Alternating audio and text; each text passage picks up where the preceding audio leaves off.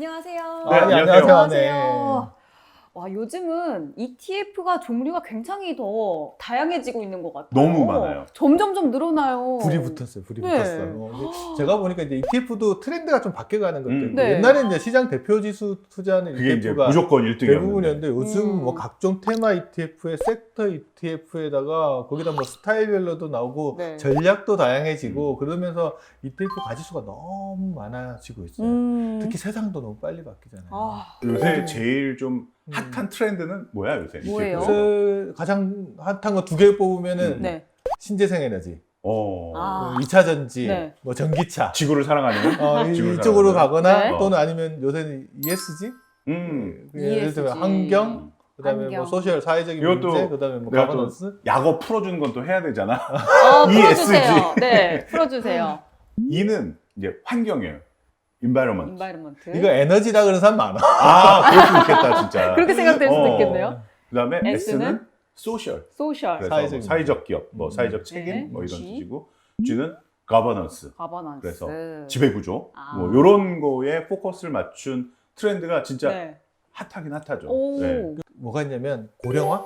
고령화. 고령화가 되면서 자연히 바이오 아. 헬스에 대한 관심들이 되게 많이 늘어나는 부분들이 있고 테마들도 계속 많이 올라오고 세상도 빠르면서 거기에 맞춰서 거기에 트렌드에 맞는 또 ETF들이 계속 또 등장하고 있고 성장하고 있고 뭐 이러면서 이제 ETF 종류 가지수가 되게 많아진 그런데 부분들이 지금까지 그런 뭐 시장 대표 ETF나 뭐 업종 섹터 ETF와는 조금 다르게 그런 테마 ETF들은 좀 만들어지는 구조라든가 룰이 좀 다른 경우가 좀 많지. 요새는. ETF 같은 경우는 전적으로 만들어진 룰에 따라서 운영이 되기 때문에 네. 그 룰을 정확하게 잘 알고 운영하는 게 되게 중요하거든요. 그렇지. 예를 들면 이제 우리가 축구 경기 같은 거 볼 때 손흥민 선수가 골 넣는 방법 다양하긴 하지만 대표적으로 이제 네. 골 넣는 스타일을 보면 뒤에서 침투 패스를 길게 쏘아주면 아. 연락이 뛰어가지고 옵사이드 라인을 거쳐가지고 들어가서 골 넣는 게 되게 많잖아. 혜민 씨 표정 어두워지 않아. 축구 괜찮아요. 얘기하지 마라. 말씀하셔도 돼요. 축구 네. 경기를 보면서 옵사이드 룰을 모르고 축구 경기를 보면 너무 이상하지. 황당하고 많이 골 나죠. 넣는데 심판이 노골 아니라고 나오고. 룰을 왜 잘 그래요? 알아야죠. 룰을 잘 알아야 되는 거는 네. 이제 ETF도 마찬가지로 ETF가 어떤 룰에 따라서 운영되어지는지를 알고 투자를 해야지 그 룰도 모르고 투자를 하다가는 진짜 나는 왜 이게 나야 되는데 안 나냐 이거 네. 골인데 골 아니냐 이런 일들이 당할 수가 있기 때문에 아. 정확한 룰을 알고 투자하는 게 되게 중요한 것 같아요. 그 룰을 알려주세요. 그 룰 중에서 제일 중요한 거는 네. 그 지수를 어떤 방식으로 만드느냐. 이게 제일 중요한데요. 네. 이미 잘 알고 계신 것처럼 뭐 코스피, 코스닥, 뭐 나스닥 지수, S&P 500 지수 이런 것들은 어떤 원칙, 어떤 룰에 의해서 지수가 만들어진다 그랬죠? 뭘 기준으로? 코스피. 예, 코스닥 네. 이런 것들은 그 주가 중심이에요, 시가총액 중심이에요. 주가. 시가총액. 그렇죠. 네, 지금 울컥할 뻔했어요. 네. 갑자기 또 표정 갑자기 굳어지는 것 같지. 맞아요. 네. 시가총액 네. 방식으로 하는 게 일반적인 룰이죠. 네.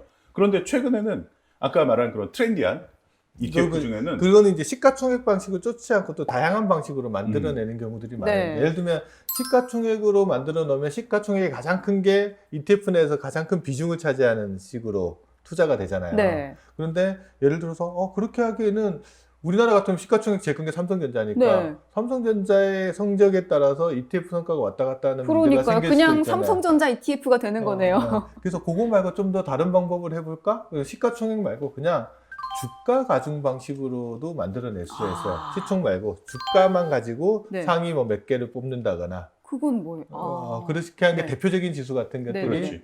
그래서 아까 제가 열거한 시가총액 방식의 주가 지수 왜 네. 주가 가중 방식으로 정하는 지수가 한 두 가지 있다는 거 알고 계실 겁니다. 저는 믿습니다. 네. 뭐냐면 미국의 S&P 500 지수 말고 네. 나스닥 100 말고. 지수 말고 30개만 가지고 만든 지수. 힌트 D로 시작합니다. D. 다우. 그렇죠. 알면서 모르는 척. 알죠. 네. 만약에 이게 그럴 수도 있어. 왜냐면 지수가 너무 많다 보니까 네. 이거 다 기억할 수가 없지. 그렇지. 네, 다 어떻게 그게 움직이는지는. 그렇죠. 그래서 다우 30 지수 같은 게 이제 주가 가중 방식, 시가총액이 아닌 그리고 일본의 니케이 225 같은 아이고. 것들도 이제 주가 가중 방식으로 움직이는. 그거는 이제 그러면 내가 이 지수가 주가 가중 방식이라는 걸 알면 투자를 할 때 아예 주가의 크기에 따라서 이게 주식 자산이 배분되는구나라는 걸 기억할 수 있잖아요. 근데 요즘 나오는 것들은 이런 것들도 있어요. 예를 들면은 동일 가중 방식이라는 동일 거죠. 가중 방식은 뭐죠? 예를 들면 ETF가 10개로 구성되어 있으면 그냥 10%씩 주는 거예요. 오, 어떻게 보면 합리적이네요. 최근에 이제 네, 평등한데요? 예를 들면 최근에 상장됐던 KRX 유딜 지수 같은 것들이 어떻게 네. 돼 있냐면 종목이 12개가 들어가거든요. 그냥 시작할 때 그냥 12개 종목을 8.3%씩 오. 그렇게 배중하고 동일하게 가중을 넣고 네. 가는 방식들이 있어요. 그러면 음. 이거는 이제 룰을 알아야 되죠.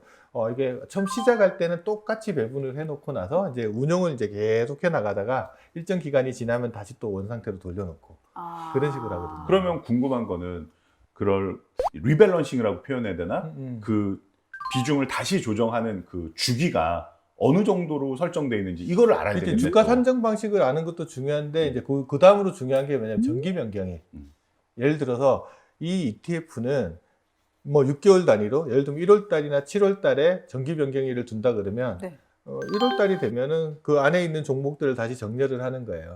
예를 들면 뭐 KRX K 유질 지수 같은 거는 예를 들어 이런 거예요. 뭐 상위 12개 종목들을 가지고 한다 그러면 전체 중에서 12개를 다시 가려내는데 네. 만약에 13등 하는 게 12등으로 올라왔다. 네. 그럼 12등 하던 게 13등 떨어졌을 거 네. 아니에요. 그럼 걔는 빠지고 밑에 있는 게 올라가겠죠. 그런 변화들이 있는 날이 이제 정기 변경일이거든요. 정기 변경일. 그래서 종목을 이렇게 바뀌는 경우들도 있어요. 그래서 지수에 뭐가 새로 편입됐습니다. 이런 뉴스들을 가끔 보실 거예요. 네. 그게 이제 정기 변경일에 지수에 어떤 게 편입됐다. 이렇게 되면 거기에 따라서 변경이 있구나. 이거를 이제 소위 말해서 전문용어로는 포트폴리오를 업그레이드했다라는 표현을 쓰거든요. 네네. 그래서 업그레이드해서 종목을 조정하는 것도 있고, 두 번째는 정기 변경일에 어떤 일을 또 하냐 그러면 이것도 해요.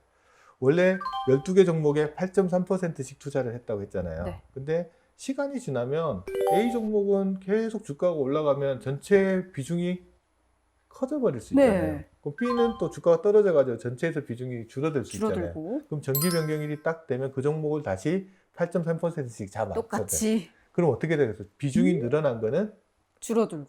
팔아서 줄여야 되고, 네. 그다음에 비중이 작은 거는 좀 더 사야지. 네. 또 8.3%가 될 거예요. 그러면 이제 거꾸로 이걸 잘 들여다보면 오른 거는 팔고 떨어진 거는 사니까 비쌀 때 팔죠.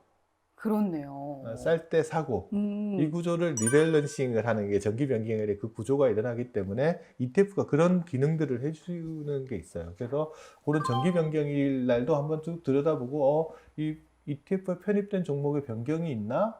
아니면은 리밸런싱을 하면은 비중이 어떻게 바뀌나 이런 것들을 한 번씩 체크해 보면 내 자산이 어떻게 굴러가는지 또 알 수가 있죠. 그래서 그런 것들을 이제 꼼꼼하게 살펴보는 게 이제 ETF 투자할 때 그냥 어떻게 해주겠지 이거보다 좀 더 나을 수 있고, 알아야죠. 네. 지수를 산정하는 방법 중에 또 재밌는 방식이 있어요. 뭐가 있나요? 아까 KRX K 유딜 지수 중에 KRX 유딜 지수 중에 이제 2차 전지에만 투자하는 게 있어요. 2차 전지 뭐예요? 지수가. 그거는 종목을 10개를 이렇게 뽑아놨는데 네.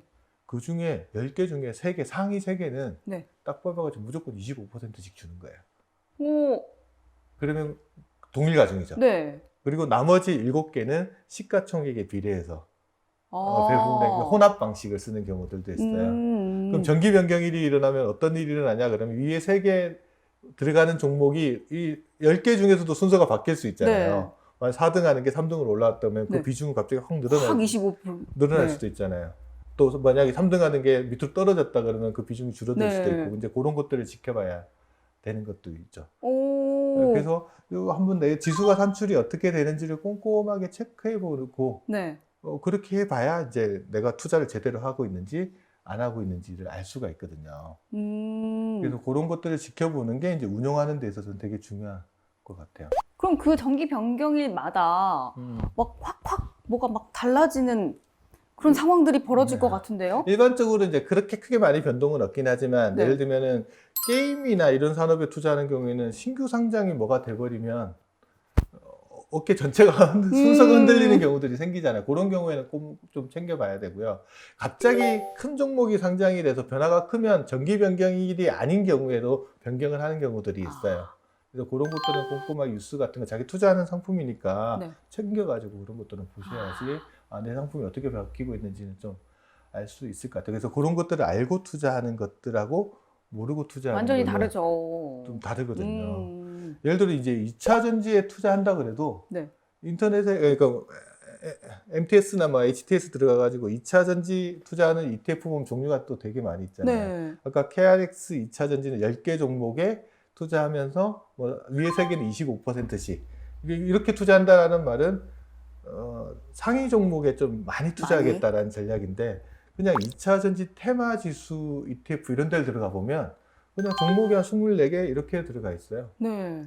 그러면은 상위 종목 말고도 그 외에 다른 데도 많이 투자한다는 소리잖아요. 그러면은 이거는 내가 투자 스타일에 따라서 나는 좀 상위 종목의 완성 2차 전지를 만드는 데다가 메인으로 난 투자할 성향을 가지고 있으면 KRX 2차 전지 이런 데를 투자하시면 되지만 뭐 다양하게 2차 전지의 후방 산업들 같은 거 뭐 소재나 장비 같은 거를 공급하는데 좀 다양한 기업들에 보고 싶으면 좀 더 넓은 범위의 ETF를 골라서 투자하는 것도 방법이죠. 그래서 항상 지수를 어떻게 산출하는지도 봐야 되고 그 지수가 산출되는 방식과 함께 그 방식에 의해서 구성 종목이 정해지고 구성 종목 내에서 비율이 정해지니까 네.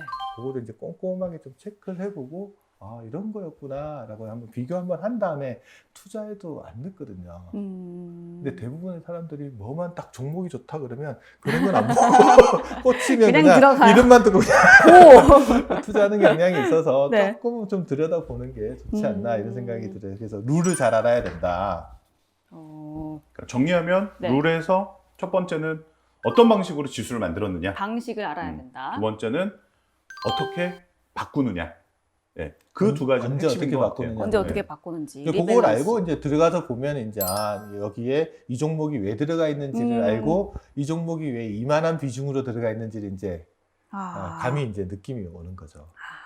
그렇게 하고 나서 이제 이 ETF가 내 성향에 맞는 건지 이제 판단을 할 수 있으니까 그런 거를 이제 좀 보시고 조금 이제 기본적인 투자자에서 조금 더 업그레이드된 투자자가 되려면 공부는 조금 공부는 필수입니다. 정말 듣고 제일 보니까 열심히 하시잖아요. 네, 저처럼 이렇게 열심히 ETF 공부도 해야 될 것 같아요. 네, 이번 시간 끝나고 시험 네. 봅니다.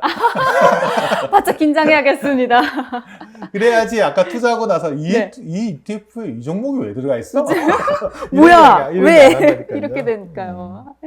알겠습니다. 오늘 정보 고맙습니다. 네, 감사합니다. 감사합니다.